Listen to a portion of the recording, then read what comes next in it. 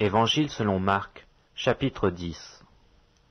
Jésus étant parti de là, se rendit dans le territoire de la Judée, au-delà du Jourdain. La foule s'assembla de nouveau près de lui, et selon sa coutume, il se mit encore à l'enseigner. Les pharisiens l'abordèrent, et pour l'éprouver, ils lui demandèrent s'il est permis à un homme de répudier sa femme. Il leur répondit, « Que vous a prescrit Moïse ?» Moïse, dirent-ils, a permis d'écrire une lettre de divorce et de répudier. Et Jésus leur dit, « C'est à cause de la dureté de votre cœur que Moïse vous a donné ce précepte. Mais au commencement de la création, Dieu fit l'homme et la femme. C'est pourquoi l'homme quittera son père et sa mère, et s'attachera à sa femme, et les deux deviendront une seule chair. Ainsi ils ne seront plus deux, mais ils sont une seule chair. Que l'homme donc ne sépare pas ce que Dieu a joint. » Lorsqu'ils furent dans la maison, les disciples l'interrogèrent encore là-dessus. Il le dit, « Celui qui répudie sa femme et qui en épouse une autre, commet un adultère à son égard.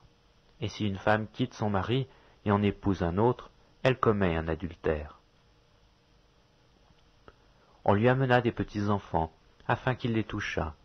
Mais les disciples reprirent ceux qui les amenaient. Jésus, voyant cela, fut indigné, et leur dit, « Laissez venir à moi les petits enfants, et ne les empêchez pas, car le royaume de Dieu est pour ceux qui leur ressemblent. Je vous le dis en vérité, quiconque ne recevra pas le royaume de Dieu comme un petit enfant n'y entrera point. » Puis il les prit dans ses bras et les bénit en leur imposant les mains.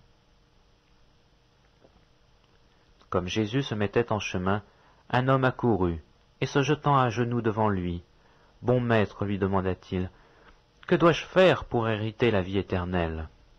Jésus lui dit, « Pourquoi m'appelles-tu le bon? Il n'y a de bon que Dieu seul. Tu connais les commandements. Tu ne commettras point d'adultère, tu ne tueras point, tu ne déroberas point, tu ne diras point de faux témoignages, tu ne feras tort à personne, honore ton père et ta mère. » Il lui répondit, « Maître, j'ai observé toutes ces choses dès ma jeunesse. » Jésus, l'ayant regardé, l'aima et lui dit, « Il te manque une chose. Va, vends tout ce que tu as, donne-le aux pauvres, et tu auras un trésor dans le ciel. Puis viens et suis-moi. » Mais affligé de cette parole, cet homme s'en alla tout triste, car il avait de grands biens. Jésus, regardant autour de lui, dit à ses disciples, « Qu'il sera difficile à ceux qui ont des richesses d'entrer dans le royaume de Dieu. » Les disciples furent étonnés de ce que Jésus parlait ainsi. Et reprenant, il leur dit, « Mes enfants, qu'il est difficile à ceux qui se confinent dans leur richesse d'entrer dans le royaume de Dieu. Il est plus facile à un chameau de passer par le trou d'une aiguille qu'à un riche d'entrer dans le royaume de Dieu. » Les disciples furent encore plus étonnés, et ils se dirent les uns les autres, « Et qui peut être sauvé ?» Jésus le regarda et dit, « Cela est impossible aux hommes, mais non à Dieu, car tout est possible à Dieu. »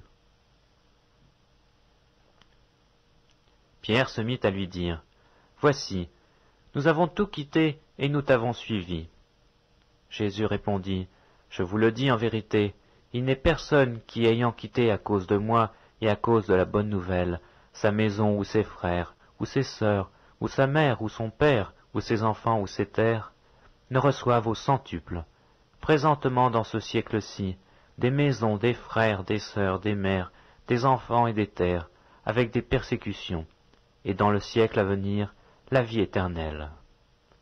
Plusieurs des premiers seront les derniers, et plusieurs des derniers seront les premiers. » Ils étaient en chemin pour monter à Jérusalem, et Jésus allait au-devant d'eux. Les disciples étaient troublés, et le suivaient avec crainte. Et Jésus prit de nouveau les 12 auprès de lui, et commença à leur dire ce qui devait lui arriver. « Voici, nous montons à Jérusalem, et le Fils de l'homme sera livré aux principaux sacrificateurs et aux scribes. Ils le condamneront à mort, et ils le livreront aux païens, qui se moqueront de lui, cracheront sur lui, le battront de verges et le feront mourir, et 3 jours après, il ressuscitera. »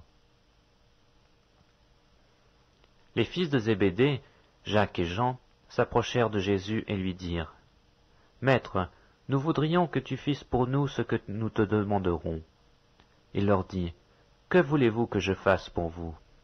« Accorde-nous, lui dirent-ils, d'être assis l'un à ta droite et l'autre à ta gauche, quand tu seras dans ta gloire. » Jésus leur répondit, « Vous ne savez ce que vous me demandez. Pouvez-vous boire la coupe que je dois boire, ou être baptisé du baptême dont je dois être baptisé ?» Nous le pouvons, dirent-ils.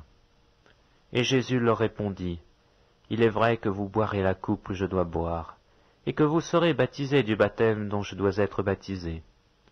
Mais pour ce qui est d'être assis à ma droite ou à ma gauche, cela ne dépend pas de moi, mais ne sera donné qu'à ceux à qui cela est réservé. » Les 10, ayant entendu cela, commencèrent à s'indigner contre Jacques et Jean. Jésus les appela et leur dit, « Vous savez que ceux qu'on regarde comme les chefs des nations les tyrannisent et que les grands les dominent. Il n'en est pas de même au milieu de vous.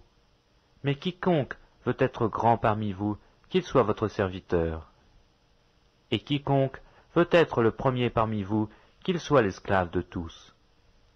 Car le Fils de l'homme est venu, non pour être servi, mais pour servir, et donner sa vie comme la rançon de plusieurs. » Ils arrivèrent à Jéricho, et lorsque Jésus en sortit, avec ses disciples et une assez grande foule, le fils de Timée, Bartimée, mendiant aveugle, était assis au bord du chemin. Il entendit que c'était Jésus de Nazareth, et il se mit à crier, « Fils de David, Jésus, aie pitié de moi !» Plusieurs le reprenaient pour le faire taire, mais il criait beaucoup plus fort, « Fils de David, aie pitié de moi !» Jésus s'arrêta et dit, « Appelez-le. » Ils appelèrent l'aveugle en lui disant, « Prends courage, lève-toi, il t'appelle. » L'aveugle jeta son manteau et se leva d'un bond, vint vers Jésus. Jésus, prenant la parole, lui dit, « Que veux-tu que je fasse ?» « Rabouni, lui répond l'aveugle, « que je recouvre la vue. » Et Jésus lui dit, « Va, ta foi t'a sauvé. » Aussitôt il recouvra la vue et suivit Jésus dans le chemin.